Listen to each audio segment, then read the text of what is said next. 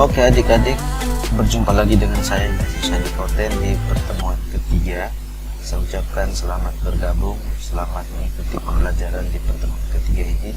Sebenarnya pertemuan ketiga ini sesuai dengan jadwal dan struktur yang pernah saya bagikan, bahwa kita akan mendapatkan materi tentang teks sejarah. Tetapi berhubung karena persiapan Anda untuk mengikuti praktek kerja lapangan yang sudah disampaikan oleh kepala sekolah, bahwa tahun ini angkatan ini bisa melaksanakan PKL ataupun praktek kerja lapangan, dan sudah disepakati oleh KKS dan sudah disampaikan melalui setiap kepala sekolah, dan tadi juga sudah disampaikan bahwa tahun ini angkatan ini sudah bisa melaksanakan PKL sesuai dengan tempat prakerin yang sudah ditentukan atau yang sudah disurvei oleh ketua program. Oleh karena itu, pada pertemuan kali ini saya akan menjelaskan tentang bagaimana langkah-langkah ataupun bagaimana metode pelaksanaan prakerin ataupun praktek kerja lapangan yang akan Anda laksanakan pada tahun ini. Nah, yang paling dasar dalam penjelasan saya kali ini di pertemuan ini adalah tentang bagaimana persiapan Anda untuk melaksanakan praktek kerja lapangan, terutama dalam bagaimana persiapan Anda untuk membuat laporan praktek kerja lapangan terkait dengan bagaimana disiplin kerja, kemudian bagaimana teknik pelaksanaan praktek di lapangan. Itu nanti baru Anda dapatkan di setiap ketua program. Tetapi kebetulan materi kali ini dan sesuai dengan mata pelajaran bahasa Indonesia, sehingga pertemuan kali ini saya menjelaskan tentang bagaimana kita menyusun sebuah laporan setelah kita melaksanakan praktek kerja lapangan. Baik adik-adik, untuk memahami lebih lanjut, mari kita ikuti apa yang saya paparkan di slide ini terkait dengan pelaksanaan laporan PKL ataupun praktek kerja lapangan.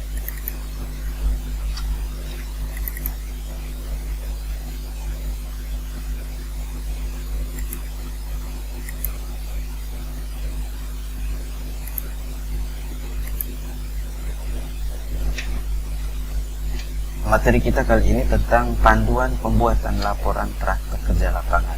Nah, di dalam panduan ini memuat tentang apa itu praktek kerja lapangan ataupun tujuannya apa-apa saja yang didapatkan setelah melaksanakan praktek kerja lapangan, dan apa keuntungan manfaat ketika Anda melaksanakan praktek kerja lapangan.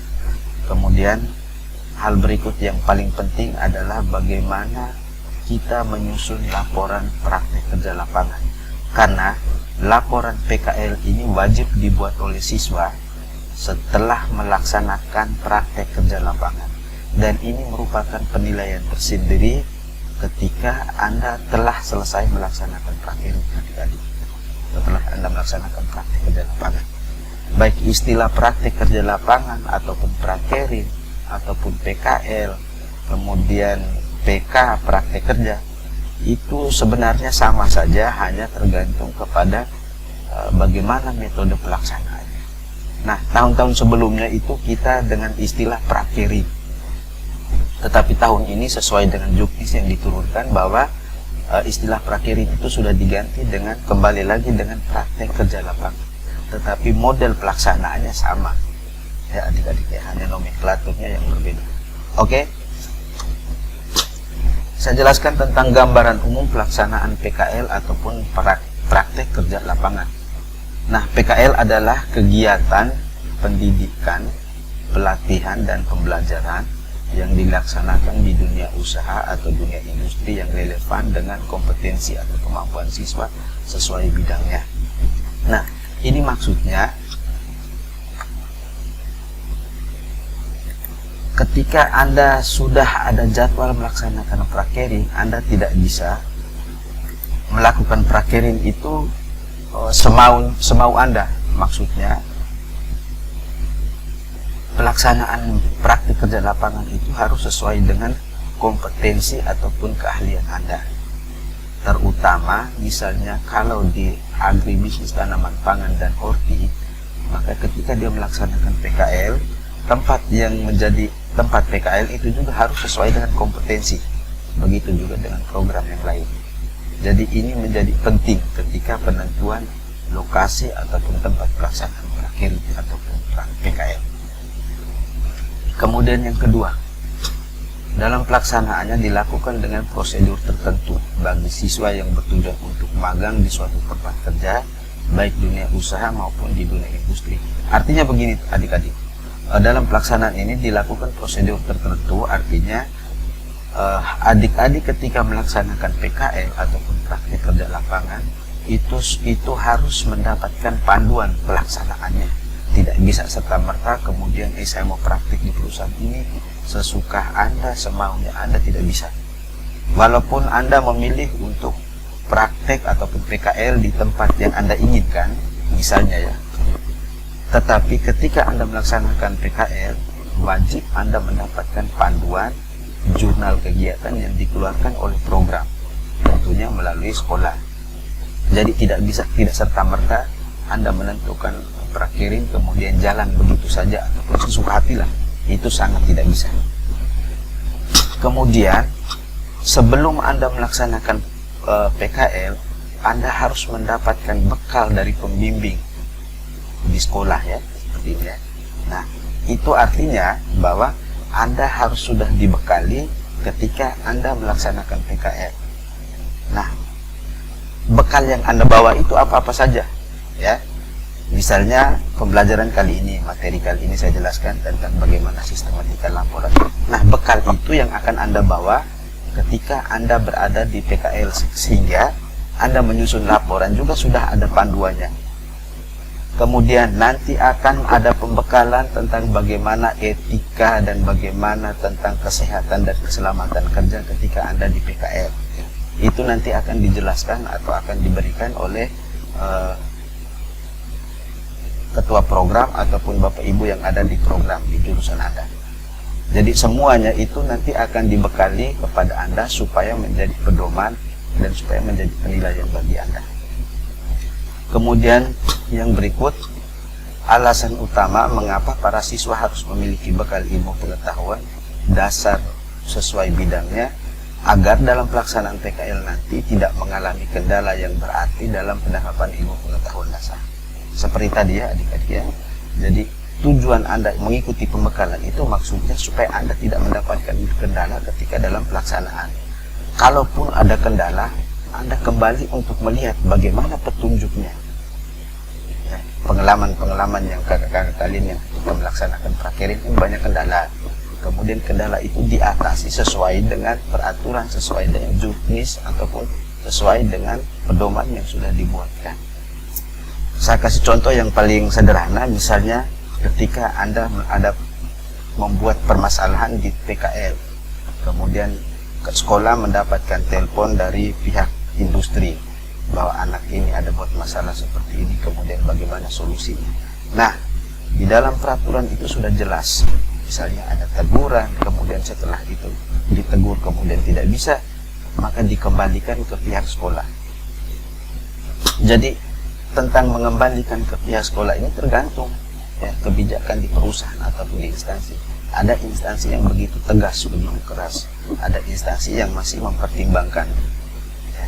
Dan itu juga ada dalam juknis ataupun panduannya. Jadi seperti itu adik-adik ya. Jadi ketika Anda melaksanakan prakirin itu adalah semua jenis kegiatan Anda itu dinilai. Oke, kita lanjut dulu. Kemudian tujuan pokok PKL, tujuannya itu untuk apa? Yang paling pertama adalah diharapkan dapat mengimplementasikan materi yang selama ini didapat di sekolah ya. Nah, tujuan PKL ini adalah mengimplementasikan materi ya. Jadi materi yang Anda dapatkan di sekolah itu nanti Anda terapkan di saat Anda PKL ya, sesuai dengan jurusan Anda. Misalnya di TKJ selama ini materi tentang pemasangan kabelan dan sebagainya. Kemudian ketika Anda dapat praktek di Telkom misalnya, di kantor Telkom, kemudian Anda disuruh untuk memasang kabelan. Ya, saat itu Anda dilatih untuk bagaimana mengimbangkan materi yang Anda dapat di sekolah dengan kenyataan ataupun kejadian yang ada di lapangan, ya. Jadi itu tujuan utama PKL. Jadi Anda dapatkan materi ataupun praktek sedikit yang ada di sekolah, kemudian ketika di tempat praktek Anda melanjutkan, menerapkan. Kemudian yang berikut, dapat membentuk pola pikir yang konstruktif, ya. Membentuk pola pikir yang konstruktif ini artinya Anda punya pola pikir yang selama ini berada di sekolah ataupun berada di bangku di kelas, itu Anda punya pola pikir bahwa hanya ilmu yang Anda dapatkan. Tetapi ketika Anda melaksanakan PKL, berarti apa yang Anda dapatkan di sekolah Anda harus terapkan. Kemudian yang bersifat ataupun pemikiran-pemikiran yang konstruktif. Maksudnya artinya ada hal yang Anda buat kemudian ada perubahannya, ya. Namanya dari kata konstruktif, ya. Ada perkembangan yang konstruktif dan sebagainya. Kemudian yang ketiga adalah bisa melatih siswa, ya, untuk berkomunikasi atau berinteraksi secara profesional di dunia kerja, ya. Tipe-tipe kita yang misalnya yang pengalaman saya ketika berada dengan kalian di sekolah, tata cara ketika ketemu dengan guru, ketemu dengan teman, ketemu dengan orang lain, nah yang biasanya acuh tak acuh, nah itu nanti akan dinilai ketika Anda berada di tempat praktek, ya. Jadi berkomunikasi atau berinteraksi secara profesional, ya. Jadi ada etika yang harus Anda terapkan ketika Anda sebagai atasan, Anda sebagai bawahan, Anda sebagai tenaga pembantu di kantor itu ataupun di perusahaan itu. Nah itu yang harus Anda terapkan. Jangan sampai ketika Anda masuk melaksanakan PKL, kemudian Anda buat pimpinan itu seakan-akan seperti teman Anda, ya. Itu nanti dinilai semuanya, semua aktivitas Anda itu dinilai, ya adik-adik. Kemudian tujuan yang keempat, dapat membentuk etos kerja yang baik bagi siswa PKL, ya. Nilai kerja yang baik untuk peserta PKL, ya. Jadi ketika Anda melaksanakan praktek itu Anda dapat membentuk etos kerja, ya, supaya ketika Anda benar-benar kerja di lapangan atau benar-benar sebagai karyawan atau pekerja, Anda sudah tahu, oh ternyata kerjanya, model kerjanya seperti ini. Oke adik-adik, kita lanjutkan saja dulu. Kemudian yang kelima, bisa menambah dan mengembangkan ilmu pengetahuan dasar yang dimiliki oleh siswa sesuai bidang masing-masing, ya. Jadi seperti tadi awal saya jelaskan bahwa ilmu yang Anda dapatkan bisa Anda terapkan, bisa Anda aplikasikan sesuai dengan apa yang Anda dapatkan di lapangan. Jadi biasanya kan waktu Anda tidak pas ketika di kelas materinya tentang misalnya kabelan misalnya, ataupun misalnya di horti pangan tentang pengolahan lahan dan sebagainya, materinya tidak pas. Kemudian ketika praktek waktunya banyak, nah pengolahan lahan modelnya seperti apa, itu yang akan Anda jalankan pada pelaksanaan nanti. Kemudian yang keenam, dapat menambah jenis keterampilan yang dimiliki oleh siswa, ya. Jadi saya kasih contoh seperti ini. Misalnya Anda di horti, kemudian ketika Anda dapatkan PKL misalnya di perusahaan, kemudian perusahaan itu bergerak di bidang pertanian, perkebunan di situ ataupun peternakan, di situ Anda dapat kompeten keterampilan ahli, keterampilan yang lainnya, ya. Pengalaman banyak kemarin kakak-kakak kalian pulang, mereka menyampaikan bahwa kami punya pengalaman tentang bagaimana membuat biogas, ya. Itu yang mereka yang praktik di Jogja itu, mereka fokus di horti, tetapi di sisi lain mereka juga dapat keterampilan untuk bagaimana membuat biogas dan sebagainya. Nah itu nanti akan dikembangkan. Kita lanjut. Bisa menjalin kerjasama yang baik antara sekolah dengan dunia industri, ya. Itu Anda tahu sendiri bahwa selama ini kita sudah melaksanakan kontrak kerja, ya. perjanjian kerjasama antara pihak sekolah dengan pihak perusahaan ataupun pihak instansi yang berkaitan dengan kompetensi yang ada di sekolah. Misalnya horti perkebunan, peternakan sudah bekerja baik dengan balai penyuluh pertanian yang ada di Kupang, di Naiborak, dan cabangnya di Maumere dan sebagainya. Begitu juga dengan DKJ, kemudian bangunan ataupun BKP dan juga ke otomotif. Itu sudah kerjasama baik dengan perusahaan-perusahaan ataupun instansi, bahkan perguruan tinggi yang selama ini kita sudah menjalin kerjasama. Yang berikut, kewajiban siswa di tempat PKL, ya. Jadi siswa juga punya kewajiban ketika melaksanakan PKL ataupun praktek kerja lapangan. Yang paling pertama, melaksanakan tugas pokok dan fungsi yang telah disepakati. Yang kedua, mematuhi setiap instruksi di tempat kerja. Nah, ini nanti Anda dapatkan ketika Anda di PKL. Misalnya aturan-aturan apa saja yang ada di tempat PKL itu harus Anda ikuti. Tidak bisa Anda mengatakan, kami dari sekolah bilangnya begini, kok ternyata di sini seperti ini. Nah, itu tujuan praktek kerja lapangan ya, kita kolaborasikan, kita kerjasama. Jadi tidak bisa Anda berpatokan pada aturan yang ada di sekolah. Harus Anda sesuaikan dengan lokasi tempat Anda prakteri. Misalnya ketika dalam jurnal kegiatan itu bahwa hari pertama Anda melakukan pengolahan lahan, tetapi ketika di lapangan, pembimbing lapangan ataupun tempat praktek mengatakan bahwa hari ini kita harus pengolahan hasil dulu, maka kita ikuti, ya, kita ikuti prosedur yang sudah ada di perusahaan.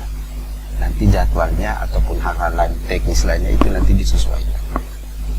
Kemudian melaksanakan kesehatan dan keselamatan kerja. Nah, ini poin penting adik ya. Apalagi kalau kesehatan dan keselamatan kerja ini sekolah sementara berusaha untuk mendapatkan BPJS ketenagakerjaan bagi siswa yang melaksanakan prakerja. Ini juga sudah diusulkan, tetapi sampai dengan sekarang belum ada kepastian terkait dengan BPJS peserta prakerja. Tetapi ada beberapa sekolah yang membuat sesuai dengan peraturan sekolah, misalnya BPJS kesehatan dan keselamatan peserta prakerja atau PKL itu nanti bertanggung jawab dengan pihak sekolah. Dan ini juga nanti akan kita bicarakan bersama orang tua. Misalnya ketika Anda melaksanakan PKL kemudian terjadi kecelakaan ataupun terjadi hal-hal yang tidak diinginkan pada saat pelaksanaan PKL, itu menjadi tanggung jawab siapa, itu harus jelas ya. Seperti kasus kemarin yang ada beberapa angkatan kemarin ada yang jatuh sakit, kemudian ketika diantar ke rumah sakit tidak jelas karena kartu kesehatannya juga tidak ada dan sebagainya. Tetapi itu menjadi tanggung jawab pihak sekolah dan juga pihak perusahaan karena kita sudah melaksanakan perjanjian kerja. Kemudian yang keempat, menjaga nama baik lembaga pendidikan di dunia usaha dan dunia industri. Itu wajib adik ya. Dimanapun Anda berada harus menjaga nama baik lembaga. Terutama yang paling inti itu adalah menjaga nama baik orang tua. Jangan sampai ketika Anda praktek kemudian buat hal-hal yang tidak diinginkan oleh orang tua, pihak sekolah ataupun dunia industri. Kemudian yang berikut, melakukan observasi dan penelitian yang punya tujuan positif. Nah, ya. Jadi ketika Anda di tempat PKL, Anda melakukan observasi dan penelitian. Ini tujuannya untuk apa? Ini nanti berdampak pada saat pembuatan laporan prakerja ataupun laporan PKL adik-adik. Ya. Nanti di dalam laporan PKL itu kan ada metode pelaksanaan observasi. Apa yang Anda observasikan, Anda sampaikan di dalam pembuatan laporan. Bertanya kepada pihak yang berkompeten apabila kurang paham atau dimengerti. Nah, metode wawancara harus Anda terapkan dalam pelaksanaan PKL adik-adik. Ketika ada hal-hal yang Anda belum mengerti, silakan dikonsultasikan secara baik terhadap pimpinan ataupun terhadap pembimbing ataupun terhadap siapa saja yang ada di tempat kerja itu atau di tempat praktek itu. Itu wajib ya. Artinya harus dilaksanakan. Kemudian apa saja manfaat yang Anda dapatkan atau Anda mengikuti PKL? Ya, ini saya baca secara sekilas saja. Menghasilkan sumber daya manusia yang memiliki keahlian profesional, mengusaha keterampilan yang diberikan sekolah, kemudian menambah keterampilan, pengetahuan, membentuk pola pikir, menjalin kerjasama. Ini tadi sudah dijelaskan di awal ya, pelaksanaan gambaran umum tentang pelaksanaan PKL. Sampai dengan yang ke-10, memberikan keuntungan pada pihak sekolah dan siswa-siswi untuk karena keahlian yang tidak diajarkan di sekolah dapat di dunia industri ya. Jadi misalnya seperti tadi ada hal-hal yang belum didapatkan di sekolah, Anda bisa dapatkan di tempat kerja ataupun tempat praktek. Kegiatan selama pelaksanaan PKL. Apa-apa saja yang Anda laksanakan selama pelaksanaan PKL? Yang paling pertama, melaksanakan praktek kerja sesuai dengan job sheet yang diberikan oleh pihak perusahaan atau industri ya.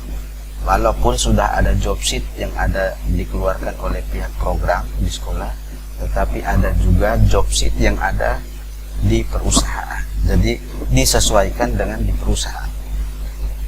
Nah, semua kegiatan harian harus dibuktikan dengan tanda tangan pembimbing praktek, foto dokumentasi kegiatan harian ya.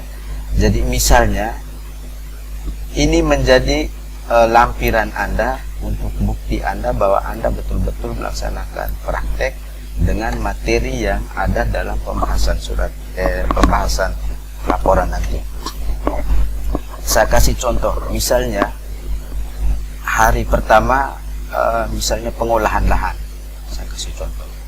Kemudian ketika Anda mengolah lahan, itu dibutuhkan dokumentasi kegiatan, paling tidak foto. Jadi ketika Anda pegang cangkul, kemudian cangkul itu difoto. Nah, sehingga itu menjadi bukti bahwa Anda melaksanakan praktek materi tentang pengolahan lahan. Jadi ketika nanti Anda jelaskan di laporan teknik pengolahan lahan seperti ini, kita pembimbing sudah bisa tahu ataupun sudah betul dia melaksanakan kegiatan berkaitan dengan pengolahan lahan. Kemudian bukti yang berikut adalah ini, harus dibuktikan dengan tanda tangan pembimbing praktek. Jadi setiap item kegiatan yang dilaksanakan setiap hari setelah melaksanakan kegiatan, karena di jurnal itu kan sudah ada kolom untuk materi kegiatannya, kemudian tanda tangan pembimbing, metode pelaksana dan sebagainya. Dan jurnalnya itu nanti Anda dapatkan di ketua program atau di program Anda sebelum Anda melaksanakan praktek. Yang kedua, mengisi jurnal kegiatan harian di luar jam praktek. Nah, ini biasanya saya sering kasih masukan buat sesudahnya bahwa jurnal kegiatan harian ini seperti diary ya, diary harian kita. Misalnya hari ini bangun pagi jam 7, kemudian doa dan sebagainya, itu dimasukkan di dalam jurnal kegiatan harian. Itu menjadi poin tambahan buat Anda ketika diuji atau ketika mendapatkan penilaian dari pembimbing atau pembimbing eksternal atau internal ya adik-adik ya. Jadi semua aktivitas Anda selama misalnya praktek Anda ini kali ini 1 bulan ya, maka dari tanggal 1 sampai dan tanggal 30 harus Anda jadwalkan, harus Anda dokumentasikan supaya itu menjadi penambahan buat Anda nilai untuk Anda. Nah, kita masuk ke poin inti tentang penyusunan laporan PKL. Yang paling pertama adalah proposal judul laporan ya. Proposal judul laporan. Nah, seharusnya bahwa sekarang ini Anda sudah bisa memikirkan kira-kira saya punya judul laporan itu apa. Misalnya di TKJ sistem instalasi LAN dan sebagainya, itu harus sudah dipikirkan. Misalnya di ATPH budidaya tanaman sawi misalnya, itu harus sudah dipikirkan. Kemudian setelah Anda menentukan proposal judul, Anda konsultasi judul itu di guru kejuruan ya, dan pembimbing 1 dan pembimbing 2 ya. Jadi konsultasi judul, misalnya judul itu sudah pas atau belum, itu silakan dikonsultasi di guru kejuruan, pembimbing 1 dan pembimbing 2. Nanti pembimbing 2 nanti di lapangan nanti. Kemudian menetapkan, setelah konsultasi selesai, Anda menetapkan judul proposal. Supaya judul itu Anda bawa PKL, tempat PKL, dan mulai membuat laporan PKL. Setelah semuanya selesai, maka tahap terakhir menyusun laporan PKL. Ya, kita lanjut. Setelah semuanya selesai, proposal sudah selesai, sekarang kita lihat sistematika laporan PKL. Yang paling pertama, halaman judul. Nah, sistematika yang saya terapkan di sini adalah sistematika standar yang sudah ditetapkan oleh pihak sekolah terkait dengan pedoman penulisan laporan PKL. Ya.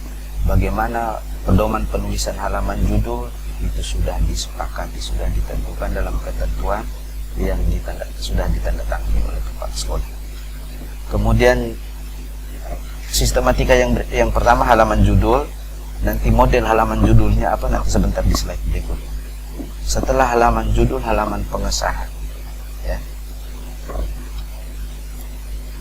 Setelah halaman pengesahan, halaman persembahan.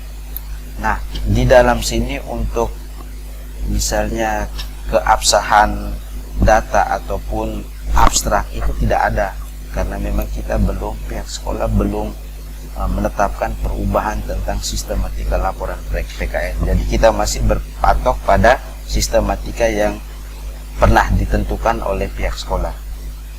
Yang berikut halaman moto, kemudian kata pengantar, kemudian daftar isi. Kita lanjut.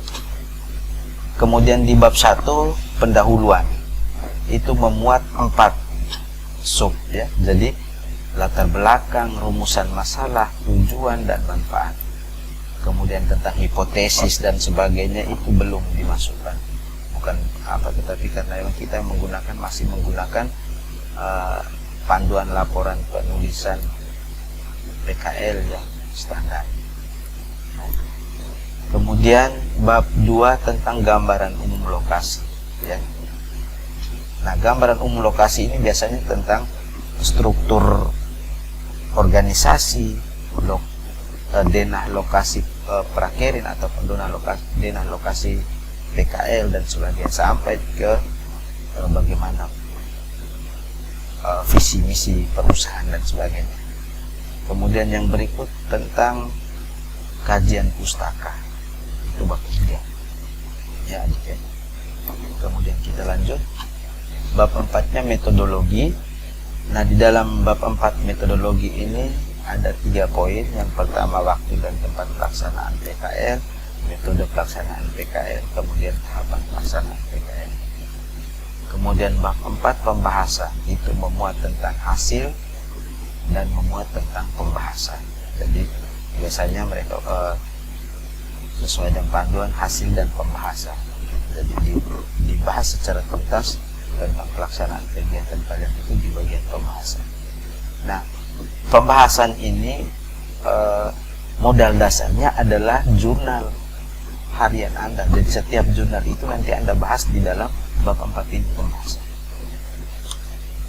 Kemudian bab 5 penutup. Di penutup ini terdapat kesimpulan dan saran.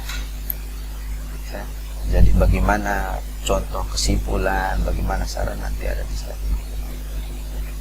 Kemudian setelah bab penutup itu daftar pustaka. Bagaimana teknik penulisan daftar pustaka ada dalam panduan penyusunan laporan PKL. Kemudian yang terakhir lampiran. Lampiran ini apa-apa saja yang dilampirkan itu nanti sesuai dengan dokumen-dokumen yang Anda dapatkan ketika Anda praktek ataupun ketika Anda mendapatkan dari ketua program. Ya, oke. Kita lanjut. Kemudian sekarang tentang aturan pengetikan laporan PKL. Kita masih menggunakan aturan standar, yakni kertasnya A4, ya. Tidak boleh pakai F4, wajib menggunakan kertas A4. Kemudian ukuran pengetikannya adalah top, ini artinya atas, ya. Margin atasnya itu 2,5, ya. Kemudian margin kirinya leftnya 2,5 juga. kemudian margin right-nya atau kanannya, sorry ya, ini 1,5 ya, ini 1,5. Kemudian margin bottom ataupun bawahnya itu 1,5 juga ya. Kemudian jenis hurufnya adalah Time New Roman. Tidak bisa kita pakai huruf yang aneh-aneh ya. Ini sesuai dengan pengetikannya, tekniknya bahwa kita menggunakan Time New Roman. Kemudian ukuran huruf 12 ya, 12. Kemudian spasinya 2. Jadi itu tentang aturan pengetikan laporan PKN secara standar yang sudah dibuatkan sesuai dengan pedoman yang dikeluarkan oleh sekolah. Sekarang kita lihat contoh halaman judul nanti yang adik-adik buat seperti ini. Harus ada laporan praktek kerja industri ataupun laporan praktek kerja lapangan. Kemudian judul laporannya itu apa, dimasukkan di dalam sini. Kemudian disusun sebagai syarat untuk mengikuti ujian akhir pada SMKN 1 Ulang Bintang dan mendapatkan sertifikat kompetensi. Harus diisi. Kemudian logo sekolah, kemudian bawahnya oleh nama, ini contoh Anatolia Tukolaba, nama NIS ya. Kemudian di bagian bawahnya program studi, kompetensi keahlian, sekolah, kemudian tahun ya. Dan nanti contohnya seperti ini. Nanti Anda pelajari sekali lagi, lihat baik-baik di slide ini, karena materi ini nanti saya akan bagikan di grup kelas ataupun di grup siswa. Kemudian yang berikut, jadi ini adiknya contoh pembuatan halaman judul. Saya lanjutkan tentang halaman pengesahan ya. Bagaimana cara membuat halaman pengesahan seperti yang ada di slide ini. Laporan praktek kerja industri dengan judul sekian oleh nama siswa, NIS dan sebagainya, ini telah dipertanggungjawabkan di depan tim penguji dan disahkan pada tanggal. Nah, pada tanggal dan dinyatakan ini tidak boleh Anda isi. Ini nanti diisi oleh penguji setelah melakukan ujian kepada Anda ya. Entah itu penguji satu, penguji internal ataupun penguji eksternal. Tetapi dalam pengetikannya Anda hanya mengetik pada tanggal titik-titik, kemudian dan dinyatakan titik-titik. Kemudian yang mengesahkannya itu siapa-siapa saja ya. Yang mengesahkan itu penguji 1 dan penguji 2 ya. Nah, untuk biasanya pelaksanaan ada yang penguji 1 melaksanakan ujian di tempat praktek tempat PKR. Kemudian penguji 2 nanti melanjutkan di sekolah setelah Anda pulang praktek ya. Tetapi kalau tidak, maka penguji 1 dan penguji 2 ini ditentukan oleh ketua program ya adik-adik ya. Pengalaman kemarin itu di peternakan, penguji 1-nya itu adalah dari penguji eksternal. Jadi mereka sudah uji tanda tangan semua, kemudian datang sini lanjutkan kepada penguji 2 yang ada di sekolah. Tapi ini tergantung, jadi di penguji 1 dan penguji 2 ini dilepas kosong dulu, nanti Anda dapatkan penguji 1, penguji 2 yang pasti dulu beranda tulis. Kemudian mengetahui kepala sekolah dan ketua program. Kita lanjut di halaman moto. Nah, halaman moto ini tergantung bagaimana Anda punya prinsip hidup, bagaimana Anda punya pola hidup seperti apa. Silakan Anda tuangkan dalam bentuk kata-kata. Contoh di sini, apa yang Anda lakukan hari ini janganlah ditunda sampai hari esok. Nah, berarti karakter si A ini, si B ini dia tidak bisa mengerjakan sesuatu yang ditunda. Jadi misalnya apa yang didapatkan hari ini dia harus langsung selesaikan hari ini. Jadi dari halaman moto ini juga kita bisa melihat bagaimana karakter Anda, bagaimana watak Anda sebenarnya. Kita lanjut. Halaman persembahan.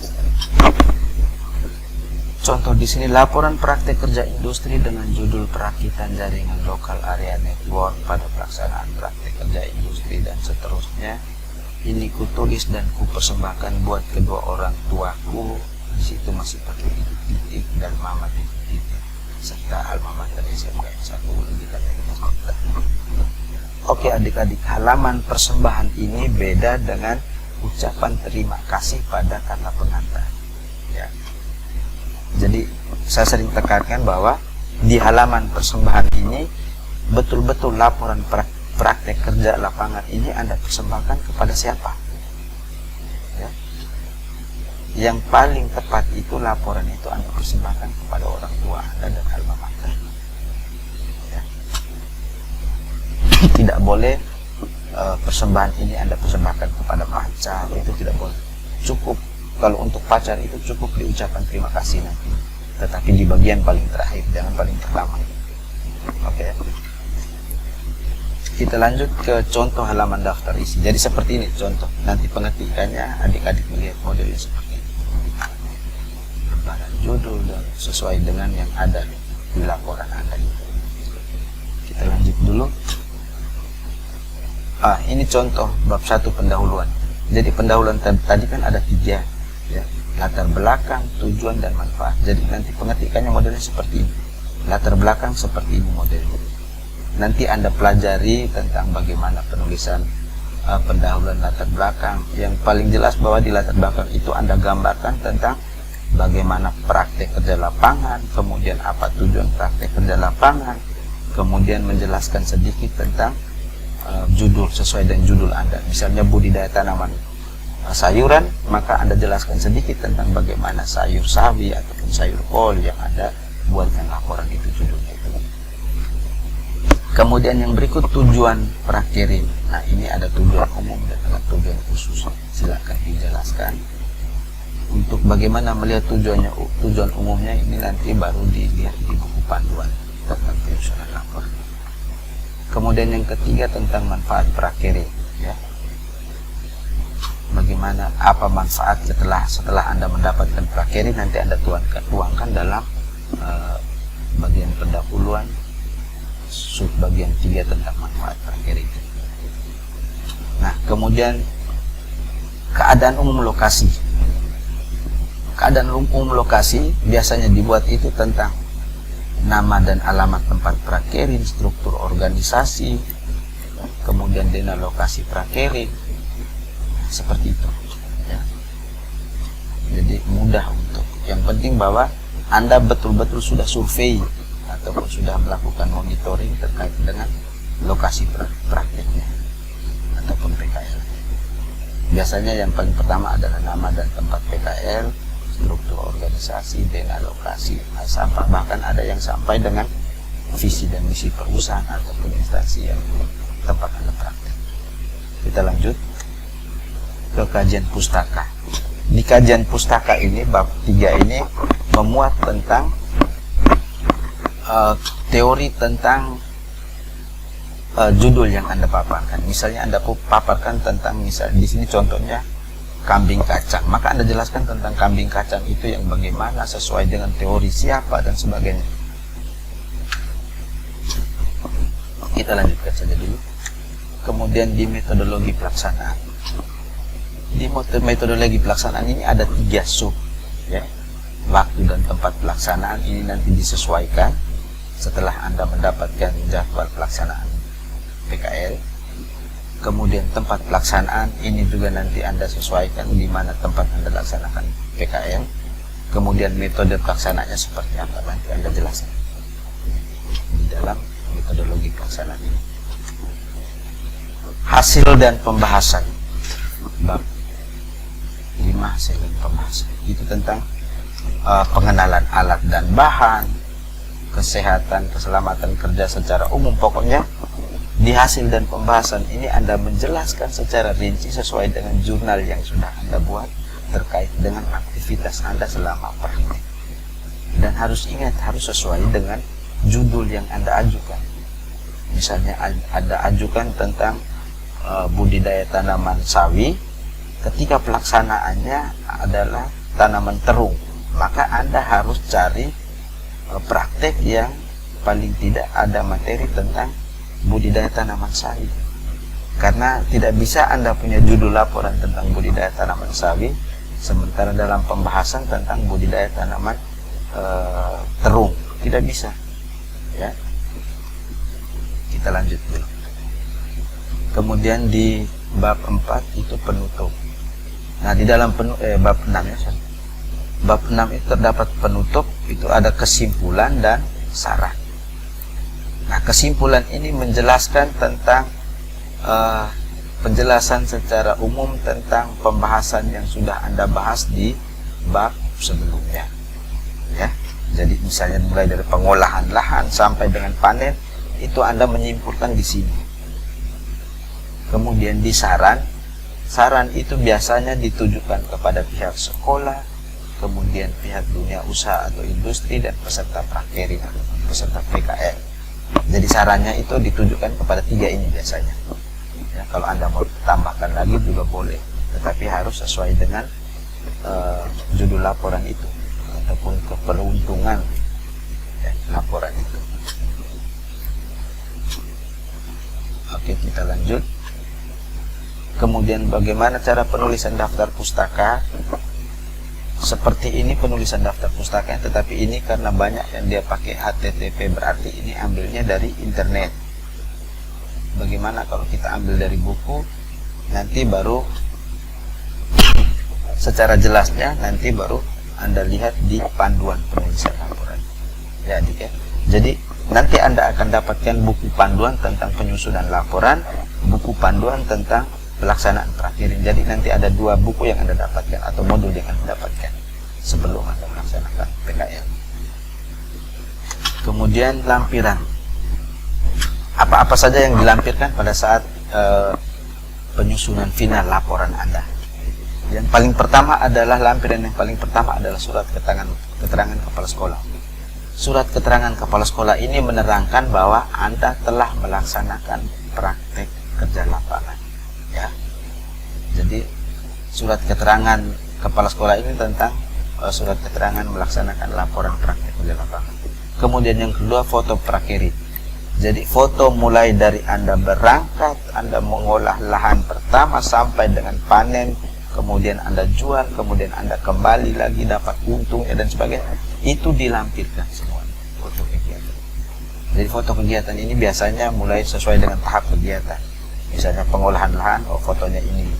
Kemudian pembibitan, fotonya ini. Ya, sesuai dengan tahapan. Kemudian jurnal kegiatan PKL atau jurnal kegiatan prakerja. Nah, jurnal ini nanti Anda dapatkan di ketua program sebelum Anda melaksanakan prakerja. Dia dalam bentuk format. Setelah itu, pada saat pelaksanaan praktik baru Anda isi jurnal itu sesuai dengan apa yang Anda kerjakan di hari pertama, hari kedua, sampai dengan hari terakhir. Kemudian lampiran yang berikut, berita acara pelaksanaan ujian laporan. Ini nanti setelah Anda sudah selesai membuatkan laporan PKL, kemudian pada saat Anda melaksanakan ujian laporan, setelah Anda mengikuti ujian laporan, Anda mendapatkan berita acara pelaksanaan ujian laporan dari penguji 1 dan penguji 2. Ya. Jadi berita acara ini juga nanti akan dilampirkan di dalam laporan Anda. Kemudian surat keterangan lulus ujian laporan. Biasanya setelah selesai Anda melaksanakan ujian laporan, dan di situ keterangannya bahwa pada yang tadi di pengesahan tuh ya, pada tanggal ini, misalnya pada tanggal laporan praktek kerja industri dengan judul ini dilaksanakan oleh ini telah dipertanggungjawabkan di hadapan tim penguji pada tanggal misalnya 31 Agustus 2021 dan dinyatakan lulus. Nah, berarti Anda sudah mendapatkan surat keterangan lulus, tapi kalau dinyatakan belum lulus, maka Anda belum bisa mengumpulkan laporan prakerja. Anda harus ujian ulang dulu. Ya, adik ya. Jadi belajar baik-baik ketika Anda menghadapi pembimbing saya penguji 1 dengan penguji 2. Supaya aman-aman saja. Ya. Kita lanjut. Dan terkait dengan jadwal pelaksanaan ujian laporan ini, setelah Anda pulang praktek, kemudian nanti akan Anda mendapatkan jadwal bahwa tanggal ini ujian si A, si B, si C, dan seterusnya. Jadi itu nanti sudah dibagikan oleh ketua program, dibagikan kepada Bapak Ibu guru mata pelajaran umum yang sebagai penguji, dan yang jelas bahwa penguji laporan ini adalah Bapak Ibu guru yang memahami betul tentang bagaimana tata cara atau sistematika penulisan laporan. Biasanya lebih banyak ke guru-guru mata pelajaran bahasa Indonesia ataupun mata pelajaran normatif adaptif yang lainnya yang betul-betul memahami tentang bagaimana sistematika atau bagaimana pembuatan surat laporan PKL ya. Jadi tidak semua guru mendapat pembimbing atau penguji laporan. Nanti ditentukan oleh ketua program dan ditentukan oleh pihak sekolah. Oh, guru ini bimbing si A, si B, si C dan seterusnya, ataupun penguji si A, si B, si C dan seterusnya. Baik, jadi itu sedikit gambaran terkait dengan bagaimana prosedur pelaksanaan pelaksanaan prakiring ataupun PKL adik-adik ya. Tetapi kalau saya jelaskan sekali lagi bahwa materi yang saya jelaskan ini khusus tentang bagaimana membuat laporan prakiring. Hal-hal lain yang terkait dengan bagaimana pelaksanaan prakiring nanti Anda dapatkan pada saat pembekalan ataupun materi-materi yang diberikan oleh program sebelum Anda melaksanakan prakiring. Oke, sekian dulu materi dari saya. Mudah-mudahan Anda terbantu dengan materi ini. Anda bisa memahami tentang bagaimana sistematika laporan prakiring, bagaimana panduan pelaksanaan prakiring, dan saya tetap menunggu kalian pada saat konsultasi tentang pembuatan laporan prakiring. Oke, sekian dan terima kasih dan selamat melaksanakan praktik kerja lapangan buat siswaku semuanya. Dadah.